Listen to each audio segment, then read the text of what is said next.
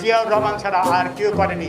ঠিক এই জিয়াউর রহমানের তার এখান থেকে স্থাপনা অবশ্যই অতি শীঘ্র সরাতে হবে। এই পবিত্র সংসদের জায়গায় বাংলাদেশের শ্রেষ্ঠতম খুনি জিয়ার নামে, জিয়ার পরিচয় বহনকারী কোনো স্থাপনা থাকতে পারে না। জিয়া শুধু জাতির জনক বঙ্গবন্ধুকে হত্যা করেননি, ব্রিগেডিয়ার জামিলকেই হত্যা করেননি, খালেদ মোশাররফকেই হত্যা করেনি, আর কর্নেল তাহেরকেই হত্যা করেনি, কর্নেল হুদাকেই হত্যা করেনি, এমনি আরও বহু এবং যাদেরই হত্যা করেছে তারা কিন্তু